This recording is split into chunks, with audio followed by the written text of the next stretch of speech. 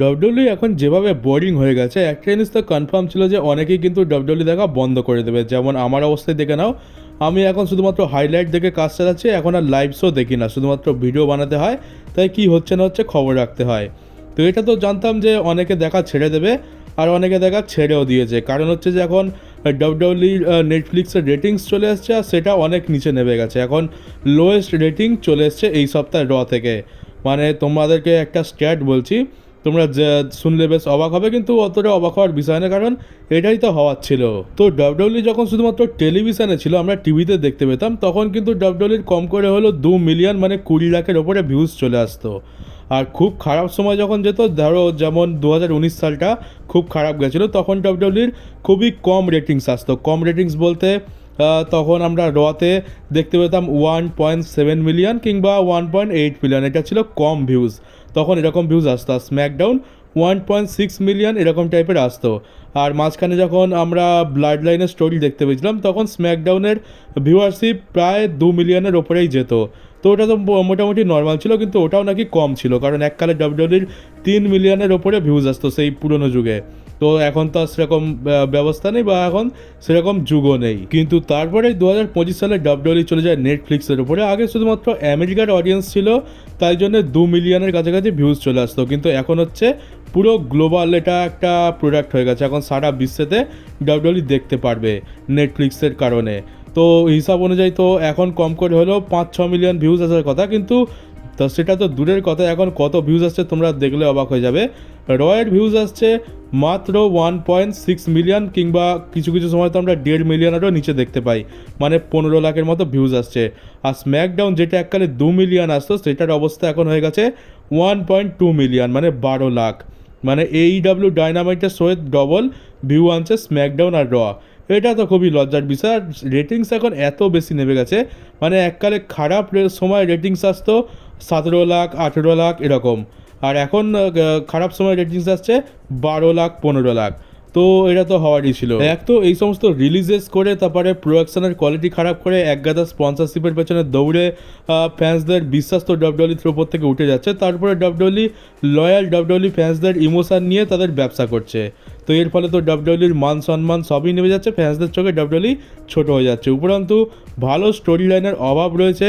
অভাব কি, একদমই স্টোরি লাইন নেই, আর সুপারস্টারদের ঠিক করে ইউজ হচ্ছে না। সিএম পাঙ্ক আর জন সিনার মতো বড় সুপারস্টার রয়েছে, ড্রু ম্যাকিন্টায়ার রয়েছে, আরও অনেক সুপারস্টার রয়েছে, দেখলে তোমরা অনেককেই বার করতে পারবে, কিন্তু তাদেরও ইউজ ঠিক করে হচ্ছে না, আর পর্যাপ্ত পরিমাণে স্টোরি লাইনও দেওয়া হচ্ছে না, যার ফলে পুরো বোরিং হয়ে গেছে। আর বহু মানুষ ডব্লিউডব্লিউ দেখা বন্ধ করে দিয়েছে, আর রেটিংসটাই হচ্ছে তার ফলাফল। আর যদি এরকম চলতে থাকে, তাহলে একটা সময় গিয়ে নেটফ্লিক্স নিজেই কিন্তু ডব্লিউডব্লিউকে বের করে দেবে। কারণ হচ্ছে নেটফ্লিক্স কিন্তু অনেক বিলিয়ন বিলিয়ন ডলার দিয়েছে ডব্লিউডব্লিউকে তাদের এখানে প্ল্যাটফর্মে আনার জন্য। আর বিলিয়ন ডলার তো দূরের কথা, যদি এই রকম ভিউয়ারশিপ আসে, তাহলে তো সেই বিলিয়ন ডলার কামিয়ে দেওয়া তো দূরের কথা, প্রফিট পর্যন্ত নেটফ্লিক্সের হবে না। তো নেটফ্লিক্সের যদি প্রফিটই না হয়, তাহলে তারা কেনই বা ডব্লিউডব্লিউকে রাখবে? তারা হচ্ছে বিশ্বের 1 নম্বর ওটিটি প্ল্যাটফর্ম, তারা এত বড় লস তো সহ্য করবে না কখনোই। তারা বিলিয়ন ডলার দিয়ে মিলিয়ন ডলার কামাবে, এটা তো হতে পারে না। আর এটা সত্যিই ডব্লিউডব্লিউর কাছে লজ্জার বিষয় যে এখন তো শুধুমাত্র আমেরিকার মধ্যে সীমাবদ্ধ নেই, এখন পুরো বিশ্ব, Europe, Asia, Australia, India, Bangladesh সব জায়গায় ছড়িয়ে গেছে। দুনিয়াতে 7 বিলিয়ন মানুষ রয়েছে, আর তার মধ্যে দেখছে কজন? মাত্র 12 লাখ লোক। ডব্লিউডব্লিউর ইউটিউব চ্যানেলেই 100 মিলিয়নের উপর সাবস্ক্রাইবার রয়েছে, আর ডব্লিউডব্লিউ শোতে 1.5 মিলিয়ন ভিউজও আসছে না। তো বুঝতেই পারছো অবস্থা কতটা বেশি খারাপ। একটা সময় রেসলিং ফ্যানরা ডব্লিউডব্লিউ দেখার জন্য নেটফ্লিক্সের দামি সাবস্ক্রিপশন কিনেছিল, কিন্তু এখন তারা সেটা আর দেখছে না।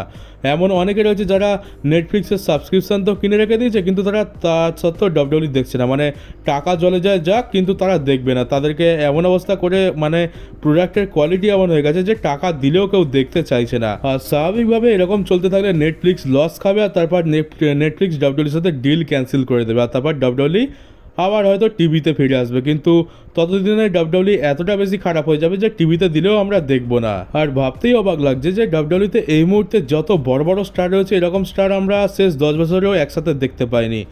জন Cena, Roman Reigns, CM Punk, Seth Rollins, Bron Breakker, এছাড়া আরও অনেকে রয়েছে, Randy Orton, Drew McIntyre, Sheamus, AJ Styles, আর কতজনকে তো আমরা প্রায় ভুলেই গেছি। তো এইরকম স্টারগুলো এত বড় আর এত ভালো রস্টার রয়েছে, আর তাদেরকে ডাব্লিউডব্লিউ ঠিক করে ইউজ করতে পারছে না। যদিও বা কেউ মানে ভালোভাবে কাজ করে তাকে ডাব্লিউডব্লিউ রিলিজ করে দেয়। যেমন দেখে নাও ব্রন স্ট্রোমানকে রিলিজ করে দিল, তারপরে মিজ হয়তো রিলিজ হয়ে যাবে, আর-ট্রুথ রিলিজ হয়ে গেল, তারপর ক্যারিয়ান ক্রস যে এত ভালো কাজ করছে অল্প টিভি টাইমেও, তাকেও ডাব্লিউডব্লিউ রিলিজ করে দিতে চলেছে। তো এখানে তো আর কোনো বাহানা দিতে পারবে না যে তাদের কাছে ভালো স্টার নেই, তাদের কাছে ভালো রোস্টার নেই। এখন তো পুরো ভর্তি রয়েছে ভালো ভালো স্টার, তা সত্ত্বেও যদি তাদেরকে ইউজ করতে না পারো এটা তোমাদেরই অক্ষমতা। আর যদি এরকমই চলতে থাকে তাহলে একদিন ডাব্লিউডব্লিউর নাম আর চিহ্ন পুরোপুরি মুছে যাবে। আর এবার তোমরা তোমাদের স্ক্রিনের বাঁ দিকে যাকে দেখতে পাচ্ছ, এনার নাম হচ্ছে জোনাথন কোচম্যান। এককালে ইনি ডাব্লিউডব্লিউর রিং অ্যানাউন্সার ছিল, আর এখন ইনি ডেভ ম্যারিজারের মতোই নিউজ দেওয়ার কাজ করে। এর বলতে পারো যে এর নিউজও বেশিরভাগ সত্যি হয়, আর এর সাথেও ডাব্লিউডব্লিউর ভেতরকার এমপ্লয়ীদের বেশ চেনা জানা আছে, তো নিউজগুলো এও পেয়ে যায়। আর ভিন্স ম্যাকম্যান যে ডাব্লিউডব্লিউ কোম্পানিকে আবার পুনরায় কিনতে চায়, এই নিউজটা কিন্তু প্রথমবার এই বাইরে এনেছিল। আর এর আগেও 2-3 মাস আগে এমনটা নিউজ দিয়েছিল যে ভিন্স ম্যাকম্যান একটা নতুন প্রোডাকশন কোম্পানি চালু করতে চলেছে। আর ঠিক তাই হলো, এখন আমরা দেখতে পেলাম যে ভিন্স ম্যাকম্যান একটা নতুন প্রোডাকশন কোম্পানি খুলে বসেছে। তো হয়তো ভিন্স ম্যাকম্যানের সাথে এর কিছু কথাবার্তা হয়, যার ফলে এই ভেতরকার কথাগুলো জানতে পারে। তো জোনাথন কোচম্যান কাল তার একটা পডকাস্টে এটা বলে যে সে এটা প্রেডিক্ট করছে যে 18 মাস মানে 1.5 বছরের মধ্যে ট্রিপল এইচকে ডাব্লিউডব্লিউ থেকে রিলিজ করে দেওয়া হবে বা তাকে তাড়িয়ে দেওয়া হবে, আর এটা করবে টিকেও গ্রুপ। তো এটার সাথে আমি একদম একমত, কারণ আমার যা মনে হচ্ছে সিচুয়েশান যা রয়েছে, ট্রিপল এইচে 18 মাস নয়, হয়তো 1 বছরের মধ্যেই তাকে বের করে দেওয়া হতে পারে। এটা হওয়া খুব একটা অসম্ভব কিছু নয়। তো জোনাথন কোচম্যানের এরকম প্রেডিকশন করার পেছনে নিশ্চয়ই কোনো কারণ আছে, তার কাছে নিশ্চয়ই কোনো না কোনো খবর তো এসছে, এমনি এমনি তো সে বলবে না। তো দেখা যাক, ট্রিপল এইচও হয়তো খুব তাড়াতাড়ি কোম্পানি থেকে ফায়ার হতে চলেছে। আপাতত এখন হয়তো কিছু হবে না, কিন্তু ভবিষ্যতে গিয়ে ট্রিপল এইচেরও পাত্তা পুরো সাফ হয়ে যাবে। আর এবার তোমাদেরকে যে নিউজটা দেবো সেটা শুনে তোমরা শক তো হবেই, কিন্তু উপরন্ত খুব রেগেও যাবে, কারণটা হচ্ছে এটা রোমান রিলেটেড। আর আমি তার আগের ভিডিওতেই বলছিলাম যে ডাব্লিউডব্লিউর যা সিচুয়েশান চলছে, যেভাবে সুপারস্টারদের রিলিজ করছে, বলা যায় না কোন দিন হয়তো রোমানেরকেও কিছু একটা করতে পারে। আর বলতে না বলতেই রোমানের ওপর কোপ পড়ে গেছে।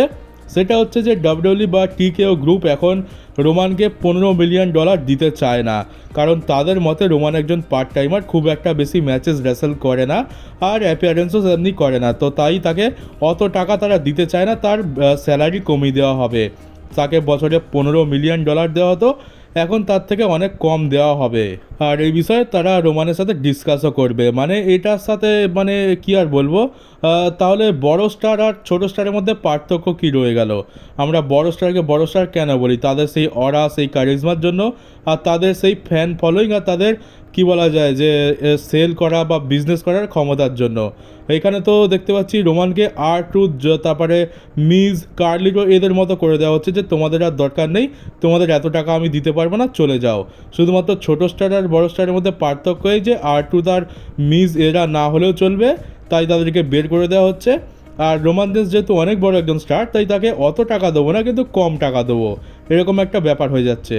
তো এটার কোনো মানে হয় না। দেখতে গেলে দেখো, আমি রোমান রিলেটেড খুব একটা তো বেশি প্রশংসা করি না, আর আমি তার বিষয়ে অযথা কোনো কথা বলা থেকে এড়িয়ে চলি তার টক্সিক ফ্যান বেসের কারণে, কারণ আমার একদম তার টক্সিক ফ্যানদের পছন্দ নয়। কিন্তু আমি এর মানে এটা নয় যে আমি রোমানকে হেট করি। রোমানের রেসলিংয়ের প্রতি যে অবদানটা রয়েছে সেটা আমরা খুব ভালো করে জানি, আমি সেটাকে অ্যাকনলেজও করি। আমি জানি যে রোমান রেন্স ডাব্লিউডব্লিউর জন্য কী করেছে আর তার ভ্যালুটা কী। শেষ 4 বছরে ডাব্লিউডব্লিউ রোমানকে দিয়ে অনেক টাকার বিজনেস করেছে, মানে তোমাদের ধারণারও বাড়ে। তার সামনে এই $15 মিলিয়ন কিছুই নয়। আর তাকে ডাব্লিউডব্লিউ আজ বলছে যে তুমি পার্ট টাইমার, তাই তোমাকে আমরা এত টাকা দিতে পারবো না, তোমার স্যালারি কমিয়ে দেওয়া হবে। এবার রোমানের কাছে 3টে অপশান, হয় সে বেশি বেশি অ্যাপিয়ারেন্স করুক, রেগুলার হয়ে যাক, নয়তো কম স্যালারিতে রাজি হয়ে যাও, আর নয়তো ডাব্লিউডব্লিউ ছেড়ে চলে যাও। এটা হচ্ছে টিকেও গ্রুপের কথা। ডাইরেক্ট এটা বলছে না, কিন্তু ইনডাইরেক্ট তো এটাই দেখাচ্ছে। তারা এটা বলছে যে আমরা রোমানকে ছাড়তে চাই না, কিন্তু স্যালারি কমিয়ে দেওয়া হচ্ছে। এবার যদি স্যালারিতে রোমানের না পোষায় তাহলে রোমান চলে যেতেই পারে। আর ডাব্লিউডব্লিউ যে পুরোপুরি কর্পোরেট কোম্পানি হয়ে গেছে এটারই তার প্রমাণ। যেমন আমরা দেখতে পাই যে কর্পোরেট কোম্পানিতে তোমরা কাজে গেলে টাকা পাবে, নাহলে টাকা পাবে না। আর রোমানের সাথেও সেটাই হচ্ছে, কাজে আসছো না তাই তুমি টাকা কম পাচ্ছ। মানে এটা কোনো কথা হলো? এত বছর ধরে আমরা ডাব্লিউডব্লিউকে কোন ফরম্যাটে দেখে আসছি, এখানে তো লেজেন্ডসদেরও আর কোনো ভ্যালু থাকলো না। কোন দিন এরা তো আন্ডারটেকারকেও বলবে যে তুমি তো রেসলিং করো না, তাই তোমাকে আমরা এত টাকা দিতে পারবো না, তুমি বরং চলে যাও। তো এ তো আর কিছু বলার নেই। মানে যতদিন কাজ করতে পারছো ততদিন তুমি টাকা পাবে, না হলে টাকা পাবে না। এটা যেমন আমরা কর্পোরেট কোম্পানিতে দেখে থাকি, ঠিক তেমনই হয়ে গেছে। আর এটা খুবই জঘন্য জিনিস। সুপারস্টারদের ভ্যালুটাই এখান থেকে একদম শেষ হয়ে যাচ্ছে। তারা এত খেটে খুঁটে এত নাম বানাচ্ছে, এত কিছু করছে, কিন্তু তাদের সেটার ভ্যালুটাই বা আর কোথায় রইলো। আর এবার তোমরা দেখে নাও, এবার যদি রোমান রেন্স বলে যে আমার সেলফ রেসপেক্ট অনেক বেশি রয়েছে, আমার আত্মসম্মানবোধ অনেক বেশি, আমি এরকম অপমান সহ্য করবো না। আর দেখতে গেলে রোমান রেন্সের কাছে অনেক উপায় রয়েছে। এমনিতেও সে ডাব্লিউডব্লিউর বাইরে হলিউডে দুখানা প্রজেক্টে কাজ করছে। স্ট্রিট ফাইটার নামে একটা মুভিতে মেজর রোল তো প্লে করছে, আর একটা কোনো একটা টিভি সিরিজ আছে, নাম তো জানি না, ওইটাতেও কাজ করছে। আর ভবিষ্যতে সে আরও এরকম অফার পাবে। আর তাছাড়া রোমান বলে দিয়েছে সে বড়জোর আর 1 বছর ডাব্লিউডব্লিউতে থাকবে। তো সেই হিসাবে দেখতে গেলে রোমান বলবে, আচ্ছা আমাকে যদি এত বড় অসম্মান করা হয় তাহলে 1 বছর কেন, আমি এক্ষুনি ডাব্লিউডব্লিউ ছেড়ে চলে যাচ্ছি। হলিউডেতে আমার জন্য অনেক ভালো ভালো টাকার অফার আছে, আমি সেখানেই কাজ করতে পারবো। তো এবার যদি রোমান ডাব্লিউডব্লিউ ছেড়ে চলে যায় তখন কি হবে? অর্ধেক ফ্যান বেস তো এখান থেকেই চলে যাবে, আর অর্ধেকের বেশি লোক তো ডাব্লিউডব্লিউ দেখাই বন্ধ করে দেবে। কিন্তু টিকেও এটার পড়া করছে না। এর থেকে তো এটা একদম পরিষ্কার বুঝতে হবে যে তারা ডাব্লিউডব্লিউকে শুধুমাত্র একটা কোম্পানি হিসাবেই দেখছে। এই ডাব্লিউডব্লিউ কোম্পানির সাথে ভিন্স ম্যাকম্যান যে একটা রিলেশন তৈরি করেছিল, ফ্যান্সদের মধ্যে একটা কানেকশন তৈরি করেছিল, ফ্যান্সদের লয়্যালটি, ফ্যান্সদের ইমোশান, একটা বিজনেস আলাদা চলছে, ফ্যান্সদের সুপারস্টারদেরকে নিয়ে একটা আলাদা দুনিয়া চলছে, এই জিনিসগুলো তারা একদমই বুঝতে পারেনি।